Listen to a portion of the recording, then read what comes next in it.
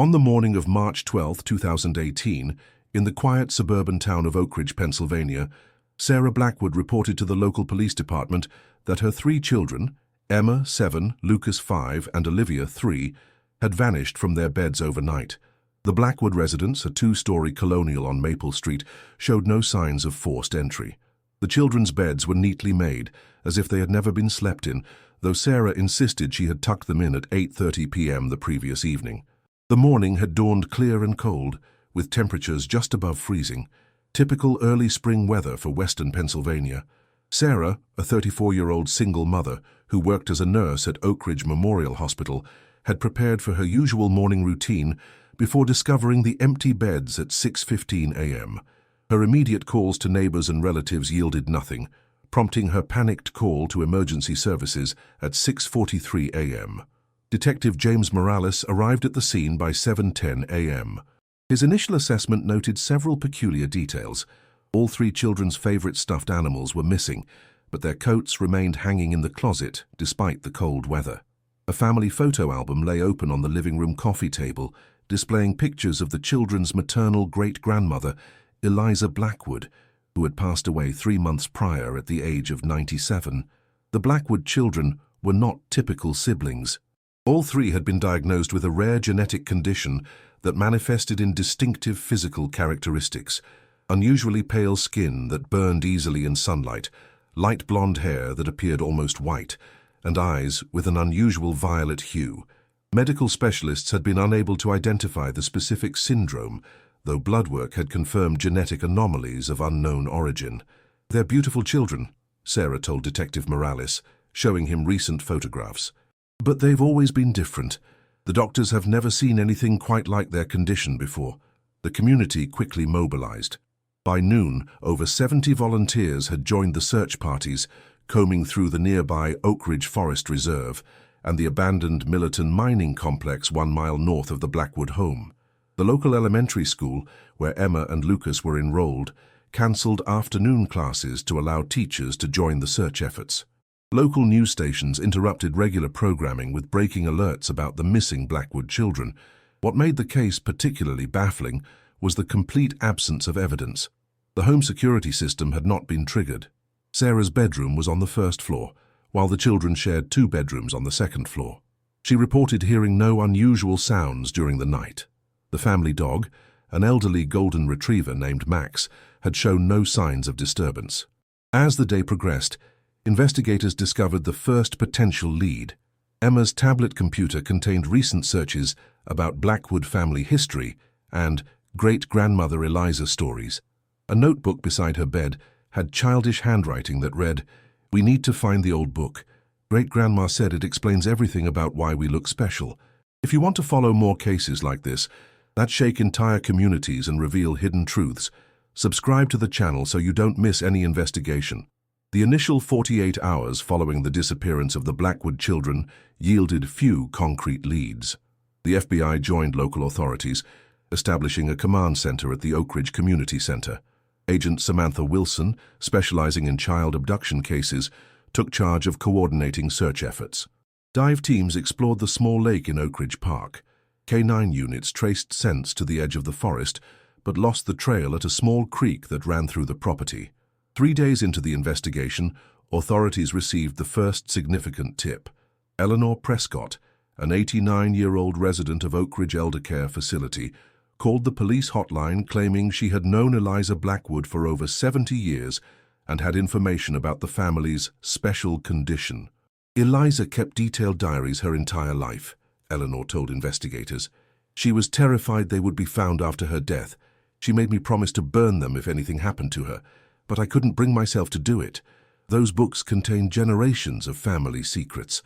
Eleanor revealed that Eliza had entrusted her with a key to a safe deposit box at First National Bank of Oak Ridge. Inside, investigators found 17 leather-bound journals dating back to 1938, when Eliza was 17 years old. The most recent entry was dated just 1 week before her death in December 2017. The journals documented a complex family history. Eliza's entries repeatedly referenced the Blackwood legacy and the price of purity. Initial review of the journals suggested an obsession with bloodlines and genetic inheritance. More disturbing were references to the hidden place, where special children learn the truth of their birthright. As investigators pored over the journals, another lead emerged. Security footage from a gas station 5 miles outside of Oakridge captured images of 3 pale-haired children, accompanied by an elderly woman at 2:17 a.m. on the night of the disappearance.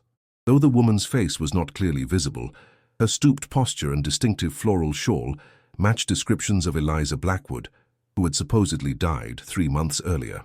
"This can't be possible," Sarah Blackwood said when shown the footage. "I identified my grandmother's body. I attended her funeral. How could she be with my children?" The investigation took an unexpected turn when genealogical research into the Blackwood family revealed a pattern of unusual marriages and births spanning over 2 centuries. Records showed that Blackwood family members frequently married distant cousins, with some branches of the family tree appearing to reconnect every few generations. Moreover, descriptions in old community records frequently mentioned the distinctive Blackwood appearance: pale skin, light hair, and unusual eye coloration. Dr. Rebecca Chen, a genetic specialist consulted by the FBI, suggested that the children might suffer from a form of recessive genetic condition exacerbated by consanguineous marriages throughout the family history. "What's unusual," Dr. Chen noted, "is that these traits appear to intensify rather than cause health problems, which would be the typical outcome of genetic reinforcement through related bloodlines." 6 days into the investigation, search teams discovered a hidden entrance in the northeastern section of the abandoned Millerton mining complex.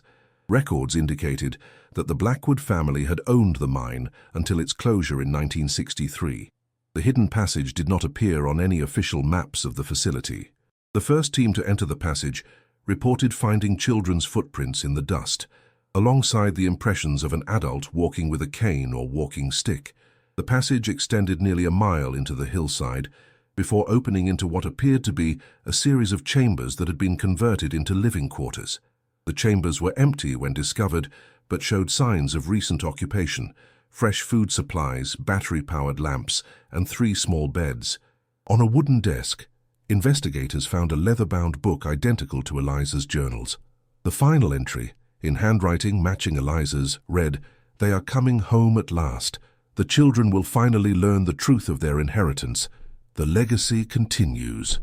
2 weeks into the investigation, the case took a dramatic turn when a retired physician, Dr. Walter Simmons, contacted authorities after seeing news coverage of the missing children. Dr.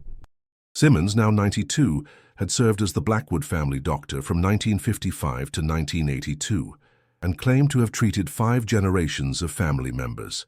"There's something you need to understand about the Blackwoods," Dr. Simmons told investigators. "Their genetic makeup is unusual. I've never seen anything like it in my 60 years of medical practice. It's as if their DNA doesn't follow the normal rules of inheritance." Dr. Simmons provided medical records indicating that certain Blackwood family members exhibited heightened sensory perception, resistance to common illnesses, and unusual longevity. More significantly, he revealed that Eliza Blackwood had participated in classified government research programs during the 1950s, when genetic science was in its infancy. "The government was very interested in the Blackwood bloodline," Dr. Simmons explained. "Eliza volunteered for studies at a research facility in Maryland. The records were classified, but she told me they determined her cellular structure was somehow different, more resilient, more adaptable than normal human cells." Meanwhile, forensic analysis of Eliza Blackwood's journals revealed a coherent, if disturbing, narrative. The Blackwood family had deliberately maintained selective consanguineous marriages for over 2 centuries, believing they were preserving special genetic traits that first appeared in their ancestors during the 1700s. Eliza's journals detailed her role as the keeper of records, responsible for tracking bloodlines and identifying optimal matches to strengthen what she called the gift. The most startling revelation came when investigators finally gained access to Eliza Blackwood's medical records from Maryland State Hospital, where she had supposedly died 3 months earlier. The records showed that while a woman identified as Eliza Blackwood had indeed been admitted and subsequently died, the biometric data didn't match earlier records. the fingerprints and dental records belonged to someone else. On day 17 of the investigation, cave exploration specialists discovered a second passage branching from the main tunnel in the mining complex. This passage descended steeply for nearly 200 feet before opening into a vast natural cavern not documented in any geological survey. The cavern contained evidence of long-term habitation, furniture, electric generators, a water filtration system, and what appeared to be a small library containing hundreds of books on genetics, evolutionary biology, and anthropology. Most significant was the discovery of a locked room containing medical equipment and laboratory apparatus. Documents found within suggested ongoing experiments related to genetic analysis and modification, with data spanning decades. Several files referenced Subject 0, apparently Eliza Blackwood, and her extraordinary cellular regenerative capabilities. Leave in the comments, never give up on the truth if you believe all those who disappear deserve to be found. On day 19, Sarah Blackwood made a shocking confession to investigators. "I've known about my grandmother's research my entire life," she admitted. "The genetic condition my children have, it's not a disability, it's an advancement. My grandmother believed our family carries a genetic mutation that represents the next stage of human evolution." Sarah revealed that her grandmother had faked her death to escape government surveillance she believed had been ongoing since the 1950s. She was convinced that certain agencies wanted to study our family's genetic makeup for military applications. She's been hiding in prepared locations for years, moving between them to avoid detection. According to Sarah, the children had been exhibiting increasingly unusual abilities in the months leading up to their disappearance. Emma could hear conversations through walls, Lucas could see clearly in near-total darkness, and Olivia appeared to develop a form of rudimentary telepathy, often responding to thoughts her mother hadn't verbalized. "I was frightened by what was happening to them," Sarah confessed. "My grandmother promised she could help them understand and control these abilities. She said there were others like them, distant family members who had developed similar traits. I didn't know she was planning to take them away." Analysis of Sarah's phone revealed encrypted communications with an unknown party in the weeks before the disappearance. Cyber specialists determined the messages originated from a remote location in the Appalachian Mountains, approximately 87 miles from Oak Ridge. Satellite imagery of the area identified a compound nestled in a valley, accessible only by a single unmarked road. Thermal scanning detected multiple heat signatures consistent with human occupation. FBI surveillance drones captured images of several individuals with the distinctive Blackwood appearance, pale skin and light blonde hair, moving about the property. On April 7, 2018, 26 days after the children's disappearance, federal agents raided the Appalachian compound. They found 14 individuals with the distinctive Blackwood appearance, including Emma, Lucas, and Olivia. All appeared to be in good health and showed no signs of distress or coercion. Eliza Blackwood, very much alive at 97, surrendered peacefully. Medical examination confirmed her identity through historical DNA samples and revealed a biological age inconsistent with her chronological age. Her cellular structure suggested a woman in her 60s rather than late 90s. "I have nothing to hide anymore," Eliza told investigators during her initial interview. "For 200 years, our family has carried a genetic anomaly that grants extraordinary capabilities. We've protected our bloodline not out of some misguided obsession with purity, but to preserve these traits for future generations." Eliza explained that the Blackwood genetic mutation first appeared following exposure to an unidentified meteorite substance found on family property in 1781.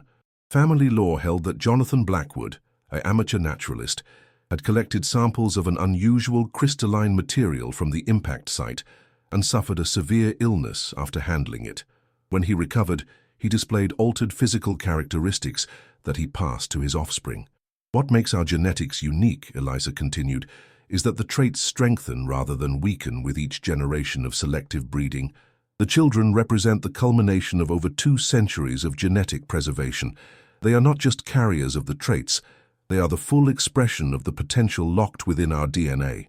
Scientific analysis confirmed aspects of Eliza's claims. The Blackwood children's DNA contained structural anomalies never before documented in human genetics. Their cellular tissue demonstrated extraordinary regenerative capabilities, with resistance to oxidative stress and environmental toxins, their sensory organs showed adaptations that extended their perceptive range beyond normal human limitations. Sarah Blackwood was charged with child endangerment and conspiracy, though she maintained she had acted to protect her children from government exploitation. During her trial, evidence emerged of classified research programs from the 1950s through the 1970s, focused on unusual genetic lineages, including specific references to the Blackwood family. The children were initially placed in protective custody, but were later released to a specially established monitoring program jointly overseen by the Department of Health and Human Services and research scientists from Johns Hopkins University. The program aimed to study their unique genetics while ensuring their well-being and education.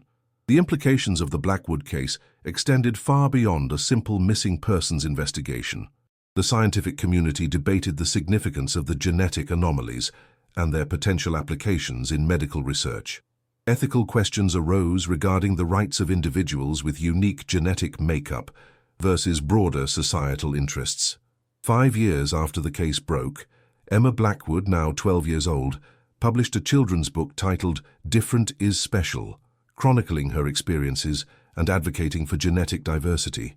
Lucas and Olivia continued to develop their unique abilities under careful monitoring, with Lucas showing particular aptitude for acoustic engineering and Olivia demonstrating exceptional talent in non-verbal communication research. Eliza Blackwood served 3 years of a 5-year sentence for kidnapping and falsifying death records before being released to house arrest due to health considerations. She continued to provide valuable data to genetic researchers, though under strict protocols, ensuring her consent and ethical treatment. The abandoned mine complex became a restricted research facility where scientists studied the crystalline material preserved by generations of Blackwoods. Preliminary analysis suggested extraterrestrial origin, though conclusive evidence remained elusive. Perhaps the most profound impact of the case was the revelation that human genetic potential might be far more diverse and adaptable than previously understood. The Blackwood legacy challenged fundamental assumptions about human evolution and raised questions about what other genetic mysteries might remain undiscovered in isolated family lineages around the world. If you've watched this far, it's because you care about cases that mark families forever. Leave a comment saying, "I watched all the way through," so I can get to know you and know who really cares about the search for truth. Remember to like this video. If you found this investigation compelling, subscribe to our channel for more in-depth explorations of unusual cases, and share with friends who appreciate the complex mysteries that sometimes hide within ordinary families. The Blackwood case reminds us that truth can be stranger than fiction, and that sometimes the answers we seek about who we are lie buried in the past, waiting for someone brave enough to uncover them.